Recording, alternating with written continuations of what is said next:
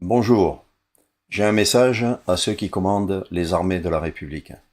Je suis un ancien militaire, un citoyen français lambda, particulièrement révolté. Pas un révolutionnaire, pas un agitateur, juste un citoyen qui en a trop vu, trop compris et qui refuse de se taire. J'ai donné 22 années au service de ce pays, arborant avec fierté ce beau drapeau français sur l'épaule, avec honneur, sur différents théâtres d'opération, au service de la nation, du peuple et de la paix, comme bien d'autres de mes camarades. Je connais la discipline, je connais le devoir, et je connais aussi le silence. Mais aujourd'hui, mon cœur saigne de voir mon pays se déliter dans un silence absolu, et l'heure est grave. À quelques jours du traditionnel hommage aux armées à l'occasion de notre fête nationale, en tant que simple citoyen, je m'adresse à vous, mes frères d'armes, officiers généraux, chefs d'état-major, responsables militaires, vous qui commandez les armées de la République, à ceux qui ont encore entre leurs mains l'honneur de la France, à ceux dont le silence aujourd'hui engage bien plus que leur carrière. Qu'attendez-vous pour honorer pleinement le serment que vous avez prêté, pas à un homme, pas à un gouvernement, mais à la France, car ce qui se passe n'est plus un simple désaccord politique, c'est une infamie, une trahison, une déchéance accélérée de tout ce qui faisait la grandeur de notre nation. Une constitution foulée aux pieds, un pays vendu à la découpe, les fleurons industriels bradés, les terres agricoles rachetées à l'étranger, les brevets technologiques cédés à vil prix, la famille démembrée, les opposants muselés voire éliminés, notre souveraineté monétaire, énergétique, alimentaire et même militaire anéantie, une immigration invasive hors de contrôle, sans parler de l'insécurité grandissante, insupportable, qui oblige nos femmes et nos filles à vivre dans la peur de sortir. La liste est sans fin et vous ne pouvez évidemment pas l'ignorer. Et pendant que les Français s'appauvrissent, une pseudo-élite indécente et médiocre s'enrichit sans limite qui nous fait honte en offrant un spectacle pitoyable au monde entier. Entre inflation artificielle, matraquage fiscal et disparition des services publics, le peuple est sacrifié méthodiquement, cyniquement et avec mépris. Nos entreprises s'effondrent, nos jeunes partent, nos anciens survivent et nos familles trinquent.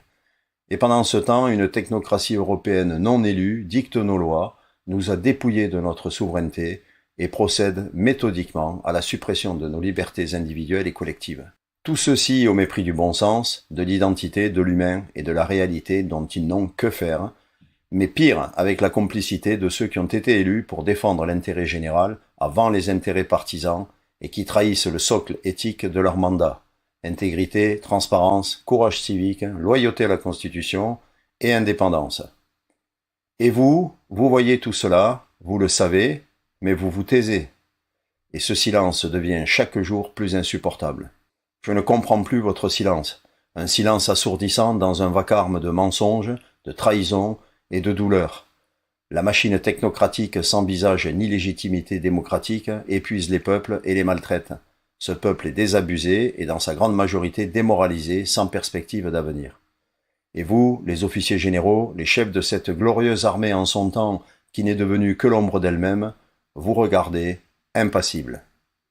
Alors, je connais le sempiternel devoir de réserve derrière lequel vous vous retranchez, et l'allégeance au chef suprême qui fait de vous le bras armé du politique.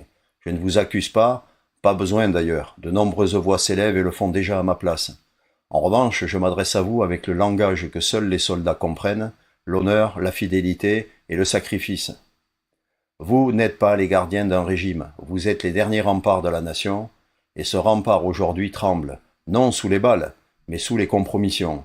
Mais dois-je vous rappeler que vous êtes les héritiers d'une lignée de serviteurs de la patrie, pas d'un régime, pas d'un parti, et encore moins d'un homme, fût-il président. Vous êtes les héritiers d'un idéal, celui de protéger le peuple français sur son sol contre toute menace, y compris interne. Votre serment ne vous lie pas à des hommes et a fortiori à un homme, mais à une nation tout entière. Et quand le pouvoir devient déshonneur, la discipline devient trahison. Vous avez le droit de refuser toutes ces violations de nos droits et de notre Constitution qui sont les fondements de notre nation. Mieux, vous avez le devoir de vous lever, non pour prendre le pouvoir, mais pour refuser l'infamie. Vous avez le devoir de protéger le peuple quand les institutions ne le font plus. Vous avez le devoir de dire non sans bruit, mais avec la droiture du soldat libre, et de redonner au peuple sa dignité, sa sécurité et sa souveraineté. Je vous le dis, le pays n'attend qu'une chose, que des hommes debout rappellent ce qu'est la vraie grandeur. Et si vous le faites, je vous le garantis, vous ne marcherez pas seul. Nous sommes des milliers prêts à vous suivre, dans le calme, la légitimité et la lumière. Pas pour renverser, mais pour reconstruire et remettre la République debout. L'histoire jugera, elle juge toujours, d'ailleurs elle juge déjà, elle vous regarde. Elle n'oubliera pas ceux qui ont gardé le silence alors que le pays tombait. Elle retiendra ceux qui ont tenu bon, malgré la peur, malgré les pressions, parce qu'ils ont écouté leur conscience plus que leur carrière. À 67 ans, fils d'immigrés espagnols et né sur la terre de France, mon engagement militaire est officiellement terminé. Mais mon devoir de citoyen, de père et de grand-père ne l'est jamais. En tant que patriote sans drapeau politique, je vous le dis, ce pays que j'aime tant et que je ne quitterai jamais a encore besoin de soldats jeunes ou moins jeunes, pas seulement armés, mais éveillés qui n'acceptent pas et qui n'accepteront jamais de se soumettre à cette abjection. Nous avons un pays formidable, riche à foison de savoir-faire, de culture, de patrimoine et d'histoire. Ce n'est pas la première fois que nous sommes confrontés à une période sombre où tout semble perdu, mais nos aïeux ont redressé la tête à chaque fois. N'ayons pas peur, n'ayez pas peur, suivons leur exemple. Le peuple souffre, la République s'éteint, mais vous, vous êtes encore debout. Comme je vous l'ai déjà dit, vous êtes le dernier rempart et le peuple de France vous observe et vous implore. Ne le décevez pas. Je voudrais simplement terminer par la devise nationale « Liberté, égalité, fraternité » qui orne tous nos frontons reconnus comme principe constitutionnel dans la Constitution de la Ve République en 1958, l'année de ma naissance. Pour beaucoup de gens, cette devise ne veut pas dire grand-chose, et pourtant, elle signifie beaucoup. La liberté, c'est le droit de penser, de s'exprimer, de circuler et de choisir.